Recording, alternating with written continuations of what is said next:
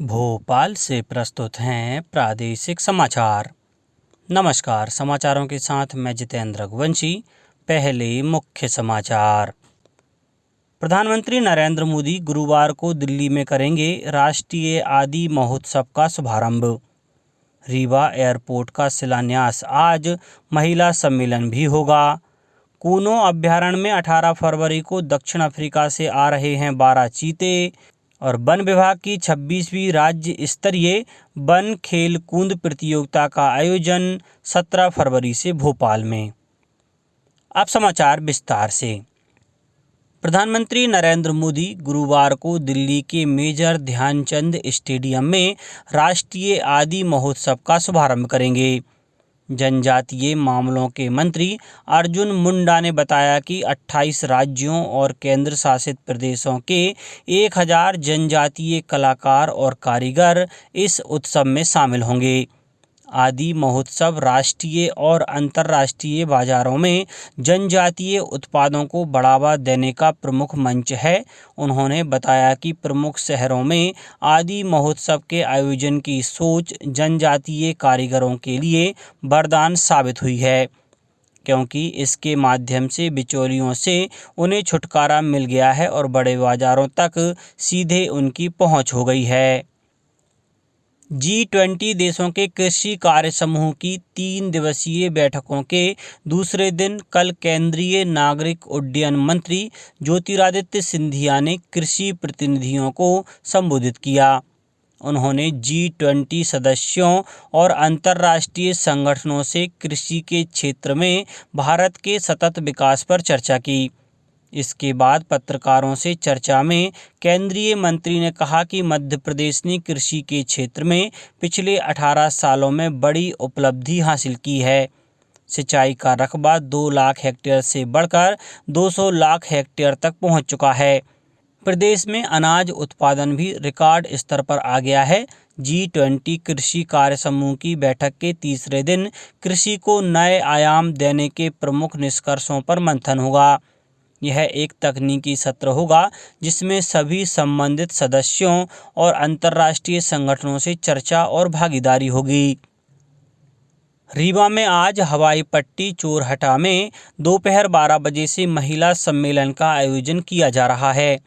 सम्मेलन के मुख्य अतिथि मुख्यमंत्री शिवराज सिंह चौहान होंगे। समारोह की अध्यक्षता केंद्रीय नागरिक विमानन और इस्पात मंत्री ज्योतिरादित्य सिंधिया करेंगे। समारोह में रीवा एयरपोर्ट का शिलान्यास भी किया जाएगा। वर्तमान में उपलब्ध 65 एकड़ जमीन रीवा एयरपोर्ट निर्माण के लिए 27 जनवरी को भारतीय विमान प्राधिकरण को 99 वर्ष की लीज में सौंपी जा चुकी है। एयरपोर्ट से अगस्त माह से 72 सीटर हवाई जहाज़ों का आवागमन शुरू हो जाएगा। हवाई सेवा शुरू हो जाने से रीवा ही नहीं, पूरे विंध्य के उद्योग, पर्यटन, शिक्षा, उपचार, सुविधा और अन्य क्षेत्रों में विकास के नए अवसर मिलेंगे। प्रदेश में कृषि के क्षेत्र में नवाचार जारी है। प्रदेश गेहूं निर्यात के मामले में पूरे देश में प्रथम है। काले गेहूं के निर्यात के बाद अब नीले रंग के गेहूं का उत्पादन भी प्रदेश में शुरू हो गया है। बेकरी उत्पादों में काम आने वाले नीले गेहूं की मांग दूसरे देशों से भी आ रही है। इसका पेटेंट भी करा लिया गया है। सिमरौली की सुश्री निशा पाटीदार ने विशेष प्रकार के शुगर फ्री आलू का उत्पादन आरंभ किया है। विलुप्त हो चुके मोटे अनाजों का बीज बैंक विकसित करने वाली डिंडोरी की लाहरी बाई ने भी इंदौर में G20 सम्मेलन में अपना स्टॉल लगाया। मुख्यमंत्री शिवराज सिंह चौहान ने बताया कि G20 के कृषि समूह की बैठक में विभिन्न देशों से आए प्रतिनिधियों का प्रदेश में कृषि के क्षेत्र में हुए नवाचारों ने ध्यान आकर्षित किया है। 12वां विश्व हिंदी सम्मेलन आज से फिजी के नादी में शुरू हो रहा है। सम्मेलन का आयोजन भारत और फिजी संयुक्त रूप से कर रहे हैं। विदेश मंत्री सुब्रमण्यम जयशंकर इस सम्मेलन में शामिल होने के लिए फिजी पहुंच गए हैं। डॉक्टर जयशंकर ने कहा कि वे विश्व भर के हिंदी प्रेमियों से मिलने के लिए उत्साहित हैं। श्योपुर के राष्ट्रीय उद्यान कूनो अभ्यारण्य में चीतों का कुनबा बड़ा होने जा रहा है। यहां 18 फरवरी को 12 चीतों की दूसरी खेप दक्षिण अफ्रीका से आ रही है।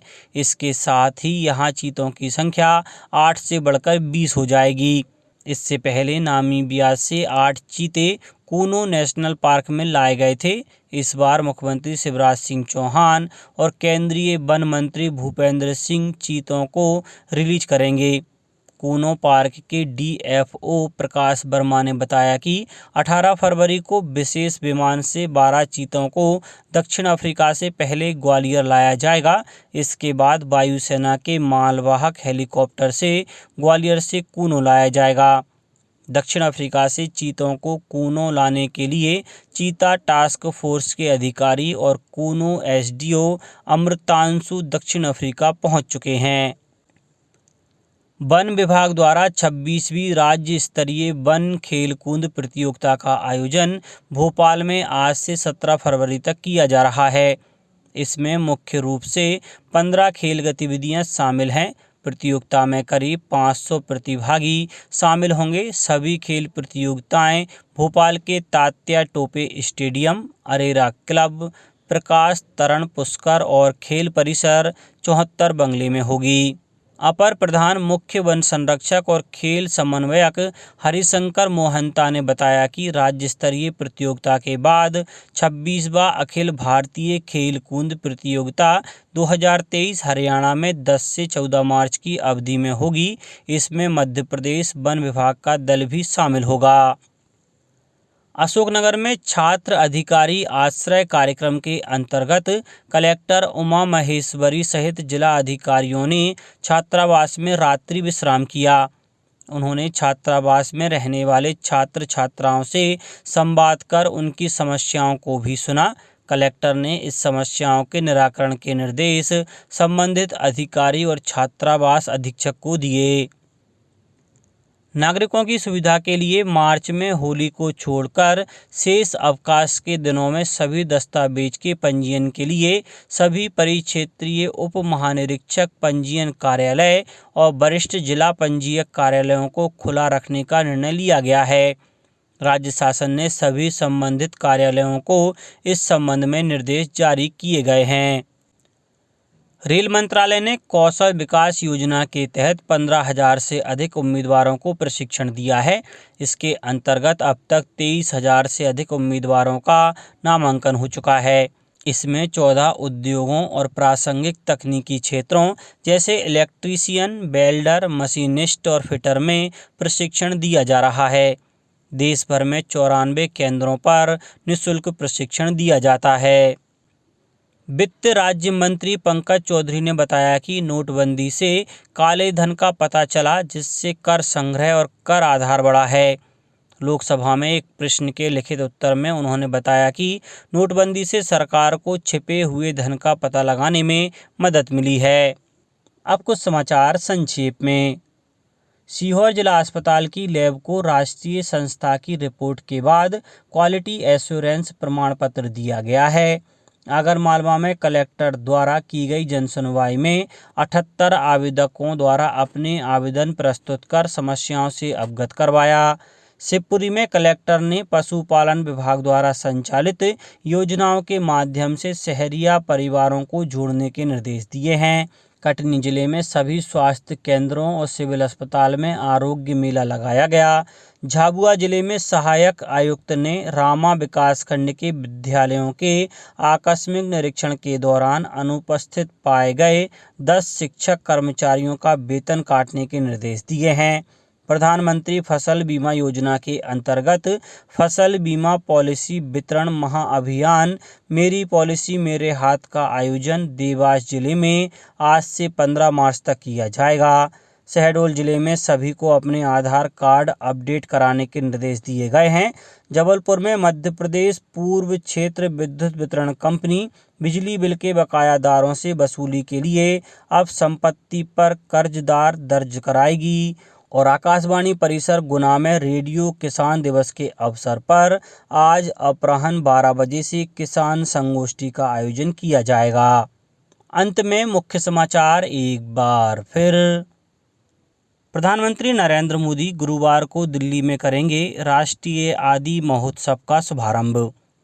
रीवा एयरपोर्ट का शिलान्यास। आज महिला सम्मेलन भी होगा। कूनो अभ्यारण्य में 18 फरवरी को दक्षिण अफ्रीका से आ रहे हैं 12 चीते। और वन विभाग की 26वीं राज्य स्तरीय वन खेल कूद प्रतियोगिता का आयोजन 17 फरवरी से भोपाल में। इस बुलेटिन में इतना ही। घर पर रहिए, सुरक्षित रहिए और सुनते रहिए प्रादेशिक समाचार। नमस्कार।